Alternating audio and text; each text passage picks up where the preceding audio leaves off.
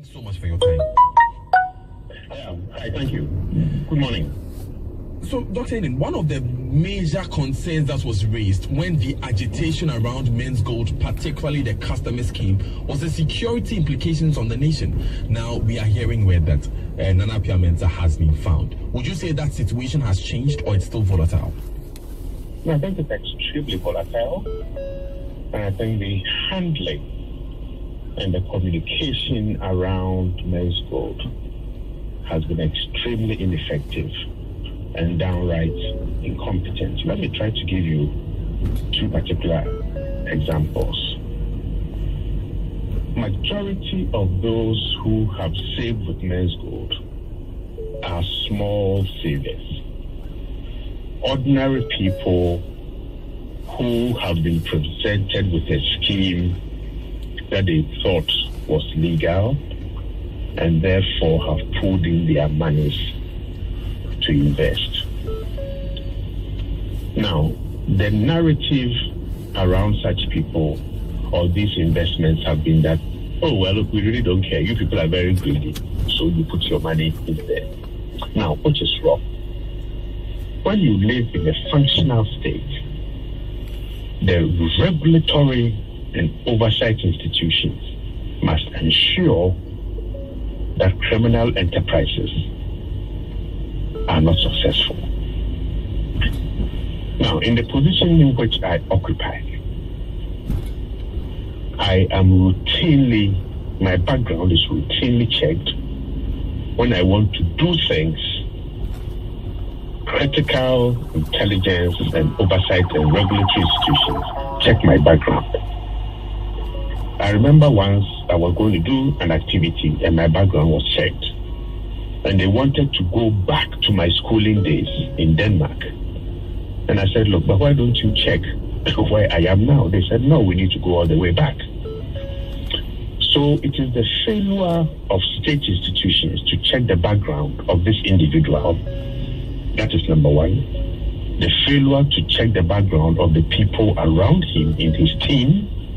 And more importantly, the third one, the networks that supported the con game and allowed ordinary people to get into this trouble. So the manner in which the narrative is handled from official sources is very important. Because if official institutions failed and did not work, and you are now blaming me, an ordinary person, then I think it releases or raises anger, disaffection, pain.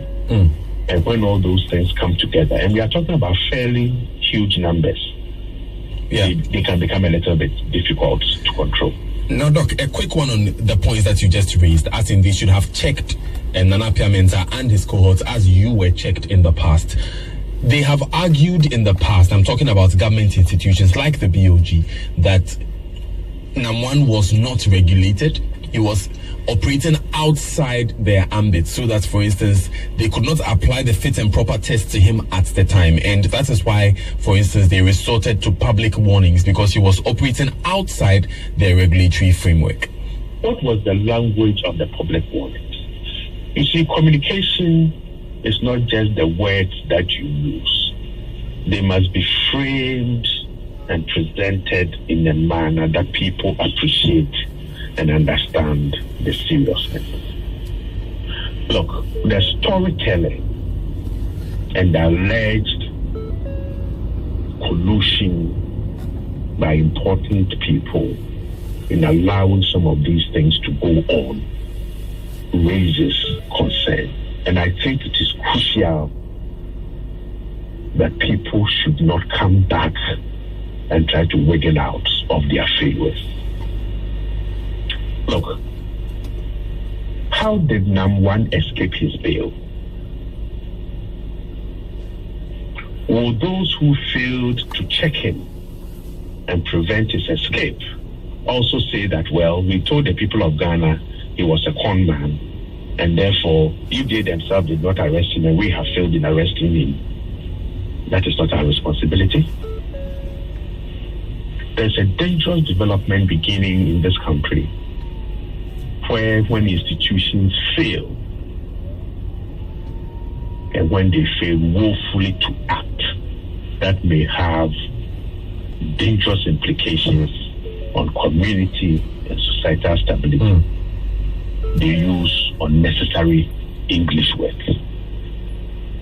Speak in a manner that assuages people's fears, deals with their hurt, and tackles their pain. Dismissiveness can be dangerous, and it is beginning to manifest. A word to the wise is always enough, but in this case, it doesn't seem to be so.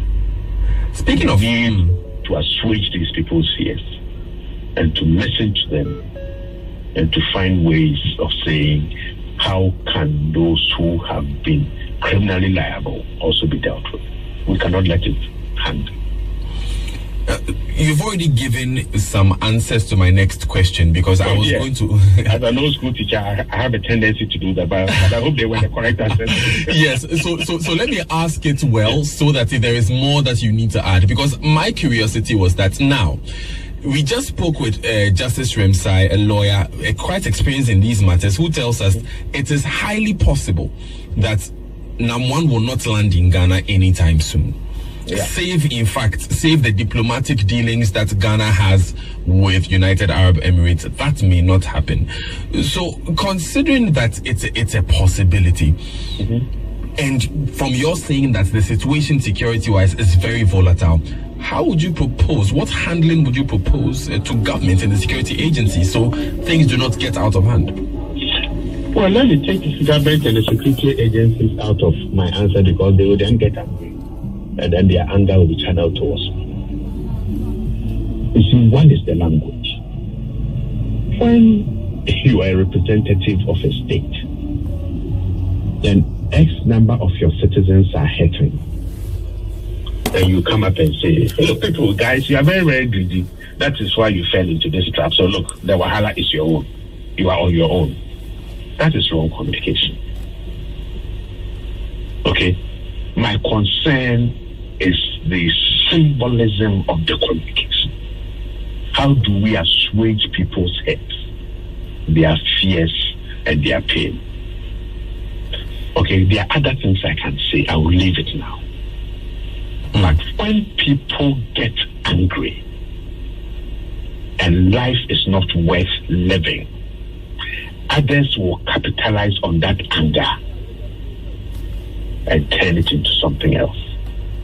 And when all your life savings are lost, and those who stole those monies are enjoying, and those who can help you are dismissive, okay? The Adentan routes taught us a lesson. The tech demonstrations taught us a lesson. But we don't seem to be learning very much out of those lessons. I'll say it again. A word to the wise should be enough. Thank you very much, Dr. Kwesi Anin, for your time. Thanks so much for your time. Hi, thank you. Good morning. So, Dr. Anin, one of the major concerns that was raised when the agitation around Menzgold, particularly the customer scheme, was the security implications on the nation. Now, we are hearing word that Nana Piamenta has been found. Would you say that situation has changed, or it's still volatile? No, I think it's extremely volatile. And I think the handling and the communication around Menzgold has been extremely ineffective and downright incompetent. Let me try to give you two particular examples. Majority of those who have saved with Menzgold are small savers.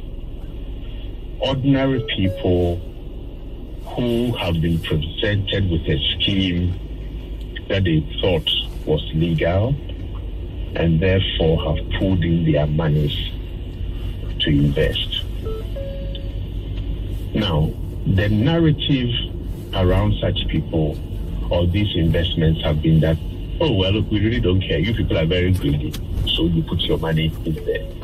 Now, which is wrong? When you live in a functional state,